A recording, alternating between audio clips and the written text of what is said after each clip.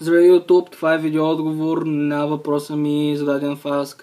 Какво за теб е Вселената, зададен ми от Сатурянка Андромедова. Така, значи дълго мислих и че какво измислих.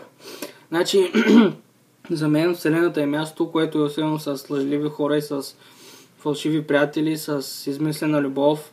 Както и Коледа, тя не е като в рекламите, хората не са щастливи, не са заедно, те се преструват и се лъжат.